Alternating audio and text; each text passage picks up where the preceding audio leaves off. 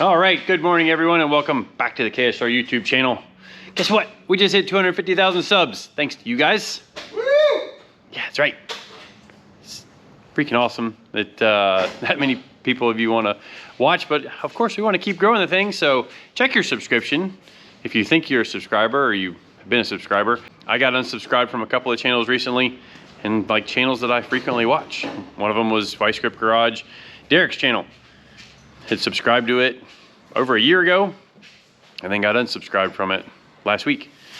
But anyways, what you guys are here for, day 2 on the Mullet Turbo 400 install, among other things. So I'm about to jump into pulling the valve covers off of this thing. Travis is working on making the patch panel for the hole in our floor there. Oh, doggone, he's getting fancy with her. So, yeah, we got lots of stuff to do to get this thing ready to go. Actually got a extra guy coming in here in just a little bit, so let's get to work.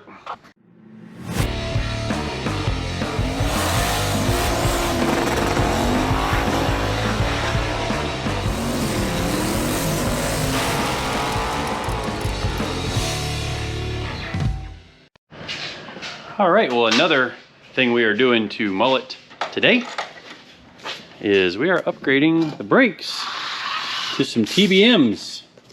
You guys know that Cletus and Motion are now owners of TBM brakes and Rife sensors. And these, I'm not gonna lie, these have always been on my wish list. These things are absolutely fantastic. You see them on a lot of really nice top end builds. Actually, Jimmy's Fox Body's got them over there, and you guys have seen just how well they roll. Like, these brakes have been used a ton and still just have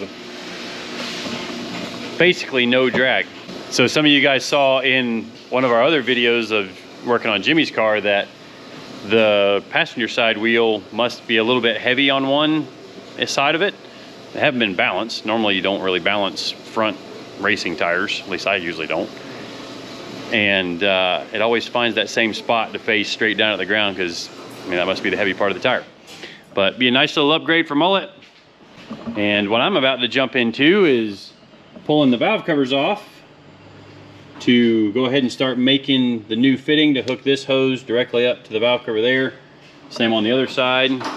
See if we can give this thing some extra breathing, and then we've got to route a whole new hose down to the back of the car to hook into the puke tank. But yeah, about to jump in and get to work. See you guys at the end of this time lapse. All right, everybody, let's try something new on this time lapse stuff. So I'm kind of going to walk you through what we're doing, as well as maybe answer some questions about why we're doing it. So taking off the passenger side valve cover right now to weld on the bung for 20A in. And I'm also going to do it to the driver's side later in this time lapse. But the biggest question I've seen so far since we started this latest round of changes on the car is, why not just do a vacuum pump? Well, after talking to quite a few racer friends of mine that run alcohol engine combinations, the general consensus is that a vacuum pump cannot keep up with the extra blow-by that an alcohol engine creates. So with that being said, and as you guys might can imagine, I don't really want to experiment on a car like Mullet, where there's literally a couple of million people watching. So on my own car, this is something that I am willing to experiment with, and I have purchased a vacuum pump for my engine. It's going to be something that we'll try, and if it doesn't work, well, then we'll take it back off.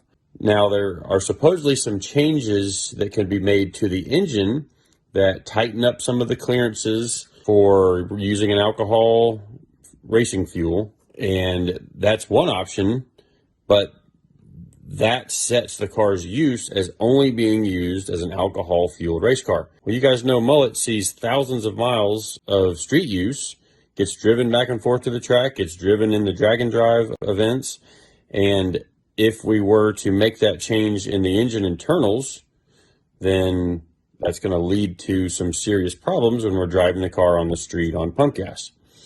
So for the time being, we're going to try this extra venting the valve cover trick. We did see quite a bit of improvement when we vented the fill cap to the water box that we did at World Cup. So this is going to be the next step further. I believe we have doubled the amount of crankcase breathing over what we had at World Cup, especially by removing the baffles that were under the valve covers. And you can see here in the video, I'm even going to open up the holes so that there is zero restriction left in the valve cover, and the hole in the valve cover is now the same size or slightly bigger than the inside diameter of the hose itself.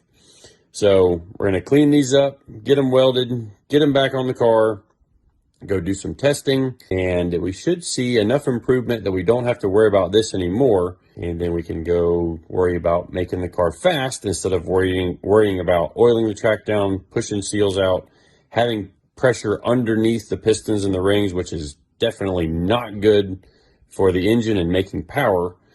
So that's what we're going to do when it comes to that. Bonk.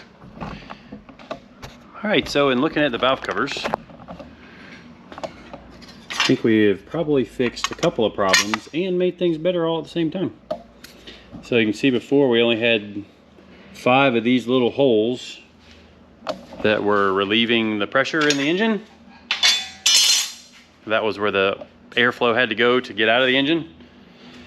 Well, now that's gone, and we stepped up to a 20 on the valve cover. CJ's working on routing the new line and welding the bung to the other tank. Travis is working on wiring. We got a new guy. Got a guest. Got a guest. Zach came up to help out today, put some the TBM brakes on. Oh yeah. And he fixed the steering wheel, putting all this fancy Got the brand stuff. new motion wheel. Check that out, the Cletus spec. But yeah, we're trying to get this thing done today because Zach's hauling it up to PRI next Monday. And if you guys didn't know, today's my birthday, so I'm not staying here late tonight to work on the car. May have to come back over the weekend and get the last little bit wrapped up, but I hope not. Tomorrow my birthday night, stay lady. Oh yeah, tomorrow's Travis's birthday, so we're birthday buddies. Yay. Birthday buddies. Yeah, we're idiots. But anyways, let's get back to work. All right, another talking time lapse. And what we're doing here is we've decided to move the torque converter lockup solenoid in tighter to the transmission case so that we gain almost 3/4 of an inch more clearance to the transmission tunnel. So you'll see Travis kind of remaking the bracket. He's also measuring with the tape measure there because we are setting up the mounting brackets to put a travel sensor on the shift lever arm so that we can do some programming and tell the computer which gear the transmission is in. This is how I'm going to have the ECU apply the trans brake when the shifter is in reverse. So that's just one of my little tricks there. And then here I am just going to wrap up the welding for the rear catch tank. I do not recommend doing this just because I have had an oil pan explode on me when I was welding it to try and fix a crack. So a little tip for the day, don't weld on things unless they are completely 100% clean and there is zero chance of explosion. All right, I'm on the camera. All right, we're going in with the transmission. Hopefully it's for the last time. We'll see what happens. Let's chuck this thing up in there. All right. I got Baby squeal time. baby seal killer. I had this on accelerated mode last night for yesterday's video.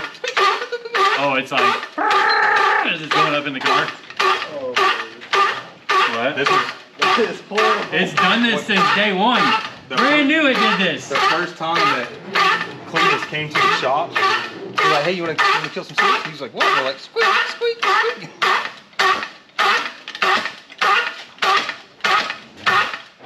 Back in the day. So as soon as we can get this put in, let's do that, because if we can't get that put in there, we've got to disassemble it from the mount. I mean, we can go 4 inches. Okay. Gotta go to you. Like more than me? Yeah. Yeah, You're like centered right there. ain't no way that's centered. Look at that center bell housing bolt. And the transmission is crooked right now.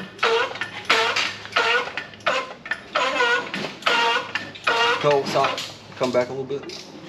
I'm fixing to catch this now a little. All right. Oh, okay. All right, give me 3 more inches. Hold on. 3 more inches. Okay. Hey, hold on, Kevin. Stop. Come down a little bit. I just want to double check all these AN lines. Those never got taken loose. Well, one of those just moved. Well, that's not cool. Oh, no, it's the whole. Oh, yeah, it's moving. It's shoot, we gotta lower that down. Where's that?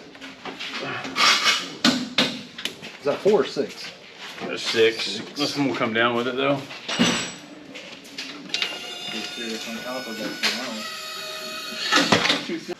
Yeah, that was definitely loose. I'm a big torque wrench guy. All right, look who else showed up today. Ready for work. I'm here. I'm ready. I think you said these were.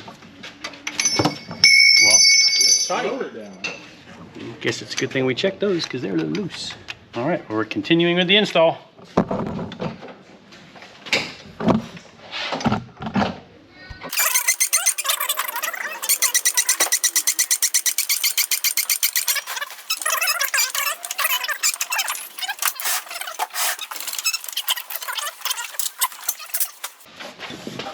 Clear?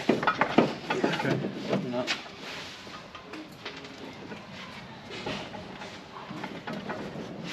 Something's definitely weird feeling. Ow! Alright. Maybe it's just the bell housing catching a little bit.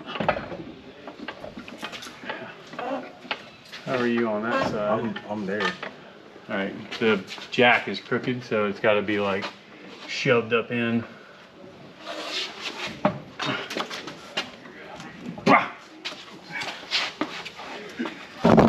How good are you on your side? Low on my side. Low on your side. Check the thing some more. Hold up, hold up, hold up. Well, for me to do this last night by myself, that's changed.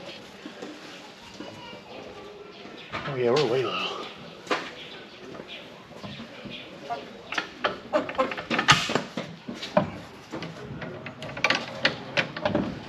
That it? Yep. We were catching this. It wasn't in doubt. Well, we were catching this right here too. I had to push the jack forward.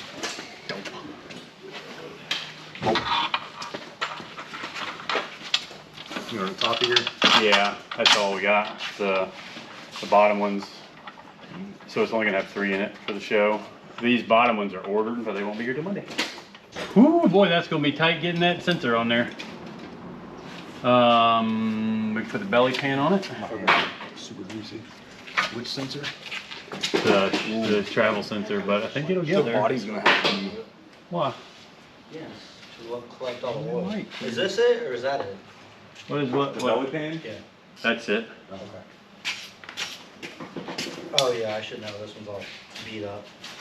Yep, that one's drugged the ground a few times. Which I gotta crawl up in there and do the snug the bolts. What was that again?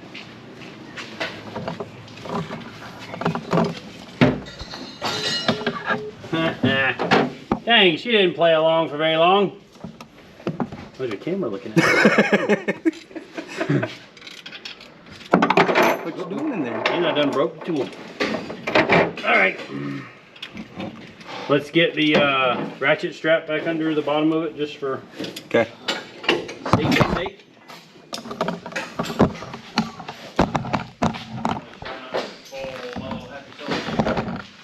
I'm like normal height. Yeah, it's currently at Travis height. Now the time I keep my fucking head on the cars and the lid.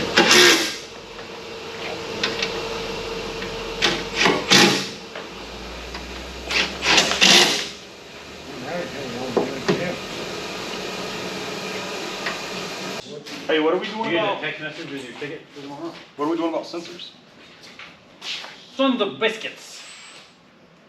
They're in the old transmission that is not here. Kevin, Won't have them for now. Eric said he got a bunch of texts for the tickets. Yep. Yeah, that was for me and the girls. Gotcha. Well, the Are they one, hard to get in later? the one will go in line with the one will go in line with the converter charge pressure sensor or the lower cooler line, so that's not a big deal. But the line pressure, heck, I don't even know where, if they've got an extra port. This side is going to be busy over here. Oh yeah. Converter guy, hope we had 120. We got 120. I like that trick. Like that. Dodge, fine too. Carbon feed brake? Yep. It's a long joker. Let's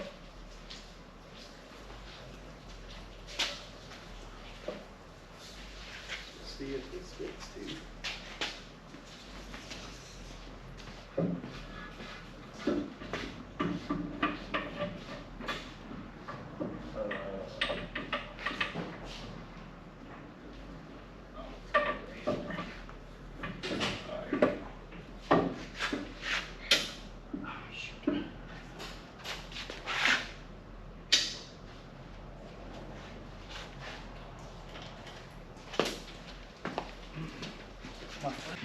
All right, well, we've got good news and bad news. Not super bad news, but not quite the news we were hoping. But transmission is in. It's obviously just hanging right now. And drive shaft fits, so that's good news. Rear brakes are on. That's good news. Steering wheel's all built. That's good news. The trans brake wiring is hooked up, so we'll have reverse. We do have to reinstall the converter charge pressure sensor, which I think is on the old transmission. It might be over on the bench with my transmission. I'll have to go look at that in a minute. But still have to wire that in. We forgot to put the temperature sensor in the pan, but we'll worry about that at a later date, probably after the PRI show. Like it turned into, let's just get the car done for the PRI show. And we still have to put the front brakes on it, which thanks to USPS have not showed up yet. They were supposed to be here 2 days ago, and I didn't know the brakes were even coming, and the one box showed up. Texted Cletus about it. It's like, oh cool, we're putting those on before the car leaves for PRI. Open up the box and there was only rear brakes in it. We checked the tracking number and it shows that the package is in the system, and it shows it's somewhere nearby here in Gainesville at the hub. All right, so for those of you that have ever tried to call USPS to find a package, unless you've got, 8 hours of your time to sit there on the phone with them, you're probably not gonna get a hold of anybody. At least that's been my experience. And especially this time of year with all the Christmas shipping ramping up, we're just kind of waiting for the package. So hopefully those come in. Gonna have to put in some work on this thing either Monday or Sunday. Probably gonna be Monday. Zach will just have to leave a little bit late to get to the PRI show. But we also have to drill some extra holes for the torque converter because only one set of the 6 bolts lines up. So not a huge deal, but we're gonna probably have to take this off and slot that in to make that fit. Those holes line up there, but we were hoping to get all 6 bolts in it, because for something like this, I think it should have the 6 bolts, especially with the lockup. It's asking a lot of those 3 bolts to hold that on there. But that's gonna wrap up this video. Appreciate everybody watching. Thanks for subscribing. Thanks for getting us over 250,000 subs. We're gonna keep this thing going and see if we can keep bringing you guys some exciting content. Stay tuned for next time. We'll see you then.